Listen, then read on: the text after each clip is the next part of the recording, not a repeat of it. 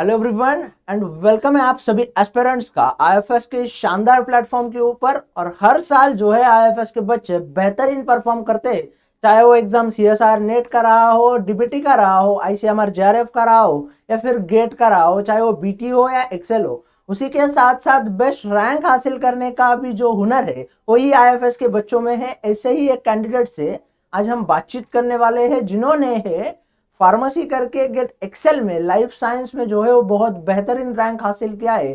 तो यकीनन उनकी जर्नी जो है वो मतलब देखने लायक रही होगी। तो जानते हैं उनसे उनकी जर्नी के बारे में। तो hello, yes sir, good morning sir. Good morning. तो थोड़ा अपने बारे में इंट्रोड्यूस कीजिए हमें। Yes sir, myself Anjali Sahu and I belong to pharma background. I did my bachelor of pharmacy from Dr. Hiri Singh or Sagar University. Yes sir, and I appear GATE 2025 examination. It is my first attempt and my rank is 4321 okay, 4231. Okay, okay, ठीक है। तो बहुत अच्छी बात है, आपने यकीनन बहुत अच्छा क्वालिफिकेशन किया है, बहुत अच्छा मतलब बैकग्राउंड आपका फार्मेसी से रहा है।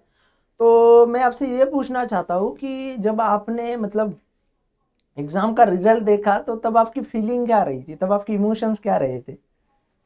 Sir, obviously sir, I was very happy.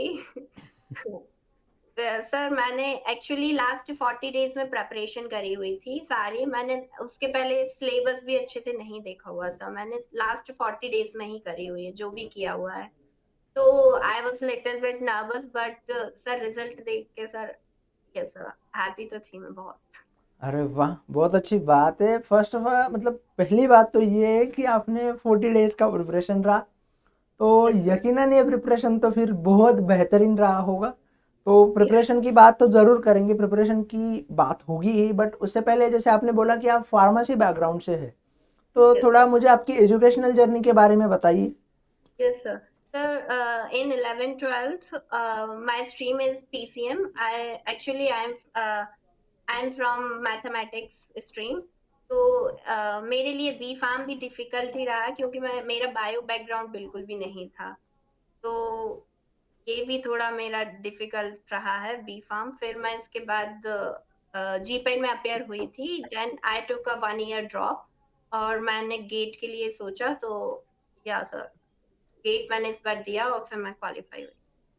अरे भाई, मतलब ये तो बहुत बड़ी बात है। एक तो फिजिक्स केमिस्ट्री मैथ का बैकग्राउंड, ऊपर से बी फार्मेसी में एडमिशन, बी फार्मेसी से स्विच करके फिर लाइफ साइंस। तो ये यस सर। जर्नी जरा बताइए मुझे, मतलब क्या रहा इसके बिहाइंड रीजन की फिजिक्स केमिस्ट्री मैथ लिया तब तक तो बायो नहीं था, फिर बी फार्मेसी में आप आ गए, फिर बी फार्मेसी से होके अब लाइफ साइंस में आ गए। फिर मतलब क्या रहा, क्यों बायो अचानक पसंद आने लगी क्या? सर बायो में पहले मेरा बिल्कुल भी इंटरेस्ट नहीं था सर, बट मैंने जब ये थोड़ा डीपली पढ़ा रीड किया तो फिर थोड़ा धीरे धीरे मेरा डेवलप हुआ इंटरेस्ट। देन सर मैंने इस फील्ड में आने का सोचा। फिर फिजिक्स केमिस्ट्री मैथ लेके आप मतलब बी फार्मेसी में क्यों एडमिशन लिया? Why should you not choosing engineering? Sir मेरा कुछ ऐसा पर्पस नहीं था। मैंने कभी जी मेंस वगैरह इसके बारे में भी नहीं सोचा।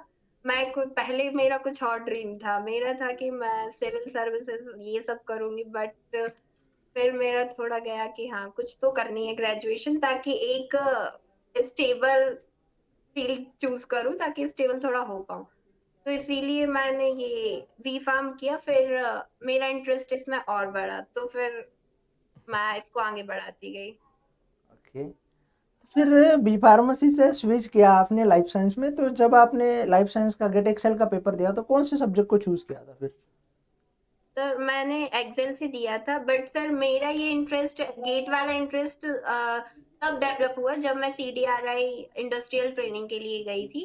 वहां मैंने देखा कि इसमें भी काफी स्ट्रीम्स है, काफी आगे जाने के लिए रास्ते हैं, तो क्यों ना इसमें इसमें थोड़ा। भी और मेरा इंटरेस्ट भी बढ़ चुका था लाइफ साइंस फील्ड में, तो फिर मैंने इसीलिए इसको सीरियस लिया। और मैंने लास्ट अभी मैं ट्रेनिंग खत्म करके आई थी CDRI से दिसंबर, तो मैंने जनवरी और फेब ये 15 दिन मैंने 40 डेज की प्रिपरेशन, फिर मैंने इसको सीरियसली लिया और फिर मैं किया।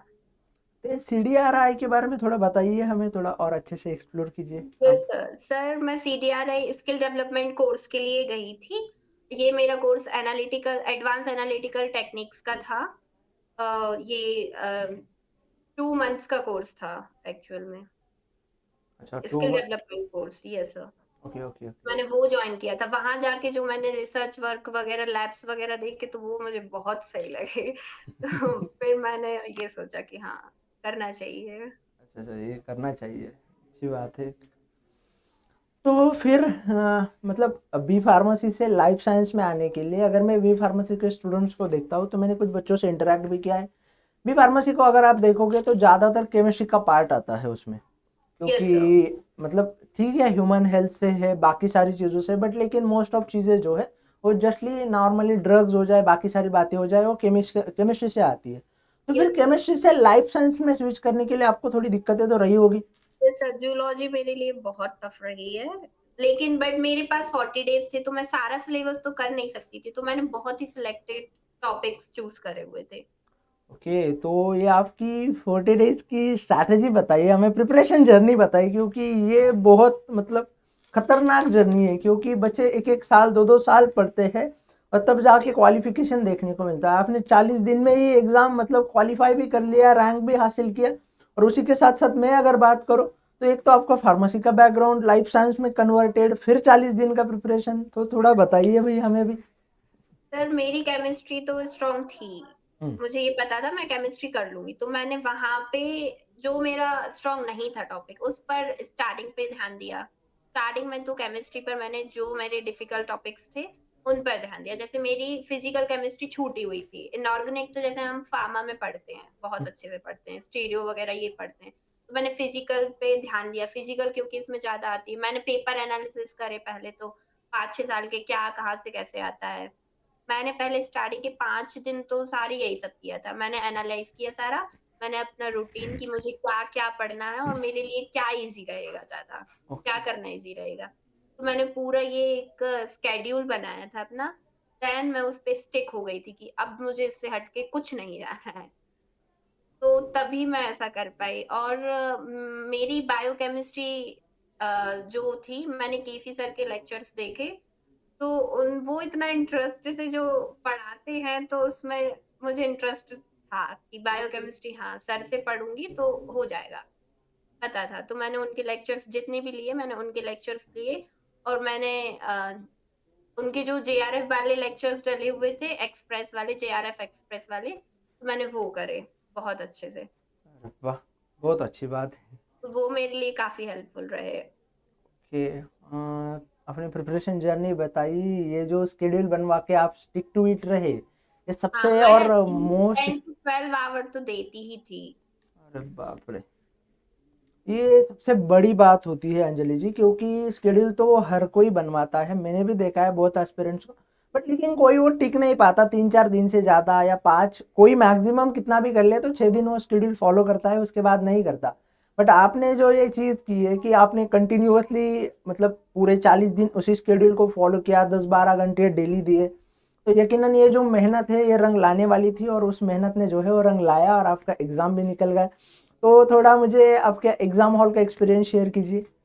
एग्ज़ाम हॉल तो गई थी, ऑब्वियसली मैं बहुत ज़्यादा नर्वस थी उस टाइम एग्ज़ाम हॉल में।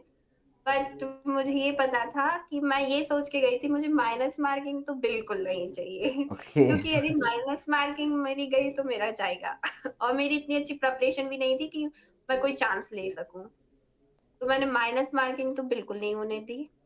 और जो मुझे एकदम बिल्कुल एक्यूरेट पता हो था कि ये वाला मेरा सही है, मैंने वही अटेम्प्ट करे और जिनमें माइनस मार्किंग नहीं थी वो मैंने अटेम्प्ट किए और मेरा क्या था एनईटी पार्ट स्ट्रॉन्ग था, जनरल एप्टीट्यूड भी मुझे पता था मैं कर लूँगी, मेरा वो भी स्ट्रॉन्ग था। तो मैंने उन चीज़ों पे ध्यान की दिया है जो मेरे स्ट्रॉन्ग थे और जिनमें मैं कर सकती थी, बाकी मैंने कुछ ध्यान नहीं दिया क्योंकि पता था कि टफ तो पड़ेगा और मैं डिमोटिवेट भी बहुत होती थी, बहुत रात को जो मैं डिमोटिवेट होती थी।